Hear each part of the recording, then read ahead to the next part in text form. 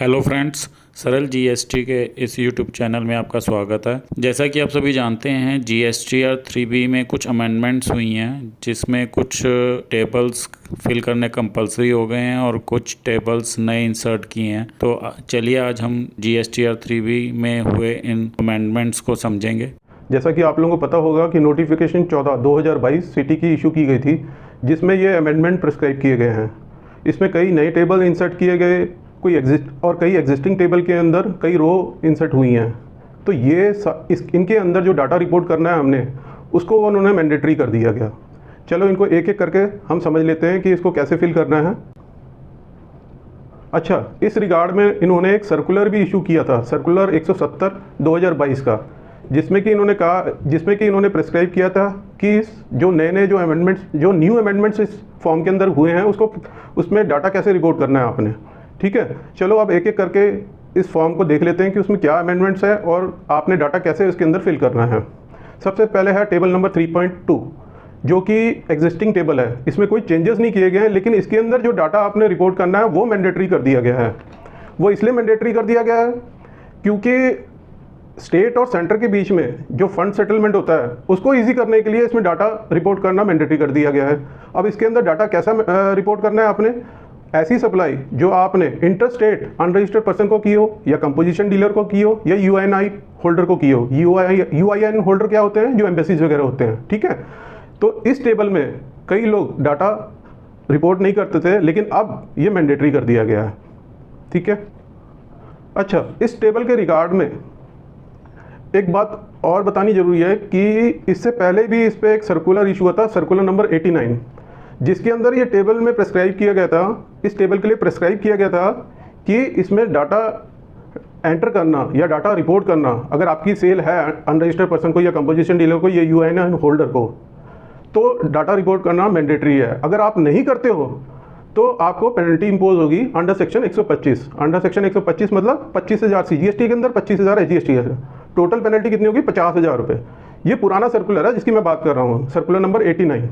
ठीक है, तो अब नेक्स्ट देख लेते हैं कौन सी अमेंडमेंट हुई है इस फॉर्म के अंदर। नेक्स्ट अमेंडमेंट ये है टेबल नंबर 3.1.1, जो कि टेबल 3.1 के नीचे इंसर्ट किया गया है। इस टेबल के अंदर 2 रो इंसर्ट की है इन्होंने। इसमें जो फर्स्ट रो है वो ई कॉमर्स ऑपरेटर के लिए है। ई कॉमर्स ऑपरेटर मतलब वो सप्लाई रिपोर्ट करनी है जो कि 9(5) के अंदर नोटिफाइड है। तो 9(5) के अंदर कौन सी सर्विसेज नोटिफाइड हैं, जो ई कॉमर्स जिस पर टैक्स जमा करा रहा हो। तो ये बेसिकली जो ये रो 1 है, ये इसमें ई कॉमर्स ऑपरेटर जिस पर टैक्स जमा करा रहा है वो अपनी सप्लाई यहाँ पर रिपोर्ट करेगा। और ई कॉमर्स जो टैक्स जमा करा रहा था उसके रिगार्ड में हमने एक वीडियो पहले भी बना रखी है। अगर आपने वो देखनी है, रेफ़र करनी है या देखनी है, तो आई बटन ऊपर में आ रहा है, उस पर आप क्लिक करके वो वीडियो को देख सकते हो। रो 2 में हमने वो सप्लाई रिपोर्ट करनी है जो कि ई कॉमर्स के थ्रू हो रही है, लेकिन जिसमें कि ई कॉमर्स टैक्स जमा करा रहा हो। ठीक है, अब आप समझ गए, रो नंबर 1 में वो वाली सप्लाई जिसमें कि ई कॉमर्स टैक्स जमा करा रहा हो, और रो नंबर 2 में ऐसी सप्लाई जो सप्लायर उस ई कॉमर्स के थ्रू सप्लाई कर रहा हो। ठीक है, नेक्स्ट, चलो अब नेक्स्ट चेंज को देख लेते हैं, जो कि इंपॉर्टेंट चेंज है, टेबल नंबर 4 के अंदर इन्होंने किया है। इसको थोड़ा ध्यान से समझ लेते हैं। इस टेबल के अंदर कुछ नए रो इंसर्ट किए गए हैं, उनको भी देख लेते हैं। तो हम इस टेबल को शुरू करेंगे टेबल नंबर 4A रो 5। ठीक है, इस रो में GSTR 2B से एलिजिबल और इनएलिजिबल डाटा दोनों ही ऑटो पॉपुलेट होकर आता है, आपको ये पता होगा। इससे पहले हमारी क्या प्रैक्टिस थी इसको फिल करने की, कि हम एलिजिबल ITC को खाली वहाँ पर शो कर रहे थे, रिपोर्ट कर रहे थे। इनएलिजिबल ITC मतलब कि जो भी 2B के अंदर आ रहा था, हम उसमें से टोटल में से इनएलिजिबल ITC को लेस करके एलिजिबल ITC वहाँ रिपोर्ट कर रहे थे। लेकिन अब ये बिल्कुल नहीं करना है आपने, ये प्रैक्टिस हमें चेंज करनी पड़ेगी, क्योंकि जो रिवर्सल है वो हमें आगे आने वाले टेबलों में, नीचे आने वाले टेबल जो उन्होंने इंसर्ट किए हैं उनमें अलग से शो करना है। इन रिवर्सल टेबल को समझ लेते हैं। पहला है रो B के अंदर, इसी टेबल के अंदर रो B है जिसमें कि रिवर्सल का टेबल है, उसको देख लेते हैं उसमें क्या क्या रिवर्सल करना है हमने। उसके अंदर है अंडर रूल 38, 42, 43 एंड सेक्शन 17(5). तो ये रिवर्सल जो है ये एब्सोल्यूट रिवर्सल कहा जाता है। एब्सोल्यूट रिवर्सल मतलब इसको हमने फ्यूचर में रिक्लेम नहीं करना है, ये बस यहाँ पे रिवर्स हो जाएगा, उसके बाद हम फ्यूचर में इसको रिक्लेम नहीं कर सकते हैं। ठीक है, तो ये वाला रिवर्सल हमने यहाँ शो करना है। अब रूल जो ये 42, रूल 42, 43 और सेक्शन 17(5) इसको समझ लेते हैं, थोड़ा एक ब्रीफ ले लेते हैं कि ये है क्या। रूल 42, 43 जैसा कि हमें पता है कि एज पर सेक्शन 17(1) और 17(2) के अनुसार अगर हमारी आउटवर्ड सप्लाई एग्जम्प्टेड है या नॉन बिजनेस सप्लाई है तो उसी प्रोपोर्शन में हमें इनवर्ड सप्लाई पर अपना आईटीसी रिवर्स करना पड़ता है। या ऐसा कॉमन क्रेडिट जो कि टैक्सेबल और नॉन बिजनेस सप्लाई दोनों में यूज़ हो रहा हो, उस कॉमन आईटीसी को रिवर्स करना होता है। ठीक है, इस कॉमन आईटीसी का बेस्ट एग्जांपल क्या है? टेलीफोन। टेलीफोन से हम क्या करते हैं, मोबाइल फ़ोन से हम क्या करते हैं, बिजनेस कॉल्स भी करते हैं, अपनी पर्सनल कॉल्स भी करते हैं। ठीक है, तो इसका बेस्ट एग्जांपल जो कॉमन आईटीसी रिवर्सल का है वो है टेलीफोन का बिल। नेक्स्ट है रूल 43, जिसके अंदर कि हमने कैपिटल गुड्स के द्वारा कोई एग्जम्प्टेड या नॉन बिजनेस सप्लाई की हुई है, तो उस केस में हमने जो कैपिटल गुड्स पे क्रेडिट क्लेम किया हुआ है उस प्रोपोर्शन में हमें वो आईटीसी रिवर्स करना होता है। तो वो वाला आईटीसी भी हमने यहाँ पे रिपोर्ट करना है। नेक्स्ट है सेक्शन 17(5), जो कि सब लोगों को पता है कि 17(5) एक ब्लॉक क्रेडिट का सेक्शन है, जिसके अंदर हमें कुछ इनवर्ड सप्लाई है जो कि जिस पर हमें आईटीसी अवेल नहीं कर सकते या आईटीसी उसका ब्लॉक हो रखा है।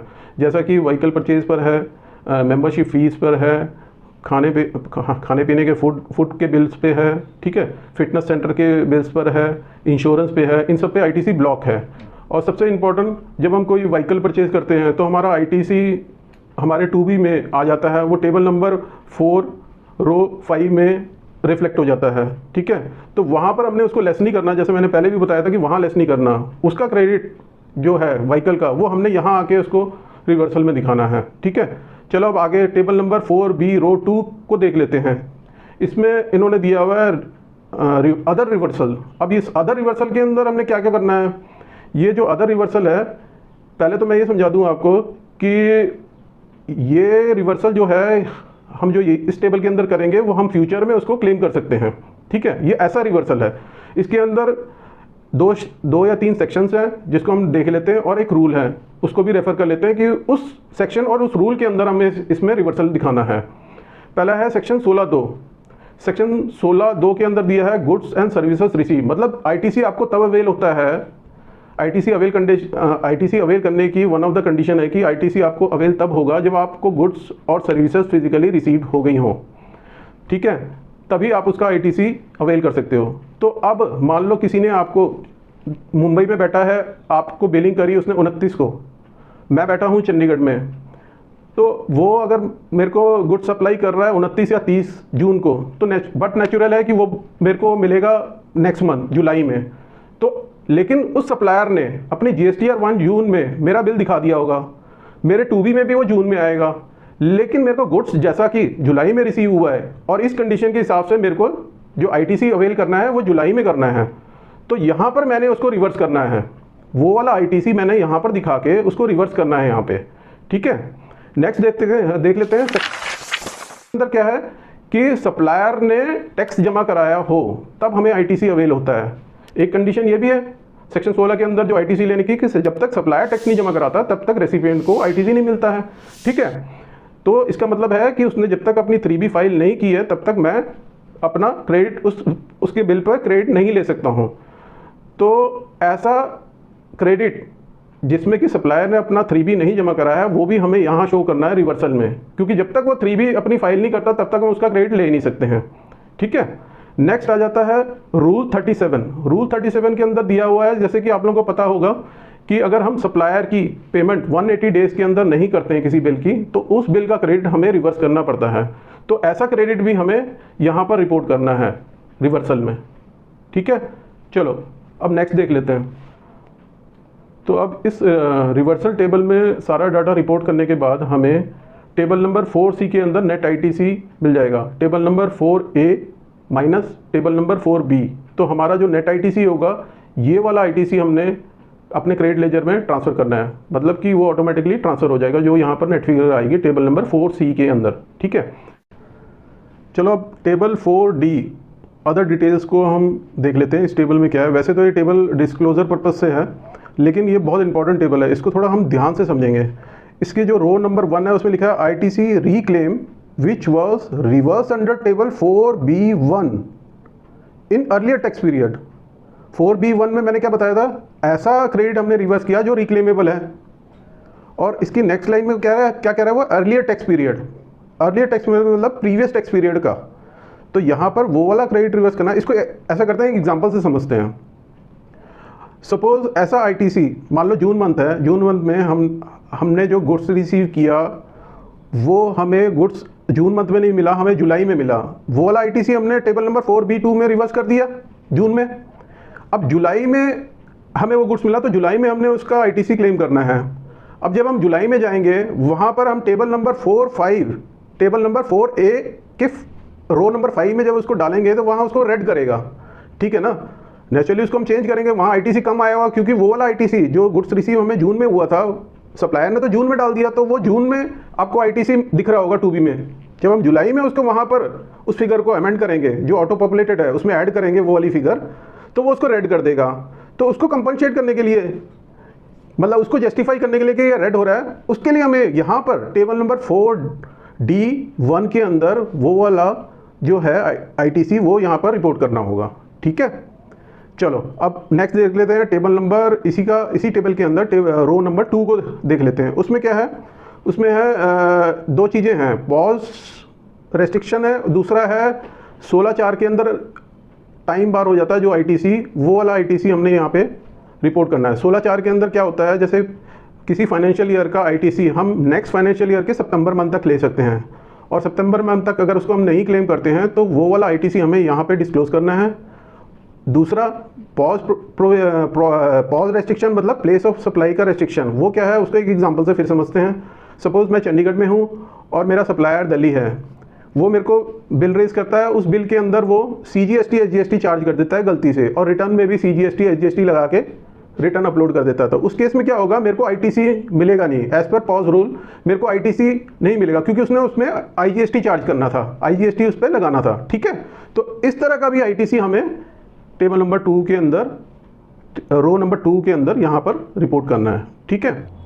तो ये हमारा दोस्तों, ये हमारा 3B फॉर्म था, जो मैंने आपको होपफुली अच्छे से समझाया कि कैसी फिगर्स कहाँ पर डालनी है और कौन सी इंपॉर्टेंट फिगर्स है जो हमें ध्यान रखनी है। तो अगर आपको मेरा ये वीडियो पसंद आया तो प्लीज़ इसको लाइक, शेयर एंड सब्सक्राइब करिए। और अगर आपकी किसी भी तरह का कोई कमेंट है या क्वेरी है, मेरे कमेंट बॉक्स में आके कमेंट करिए, मैं रिप्लाई करने की कोशिश करूँगा। Thank you.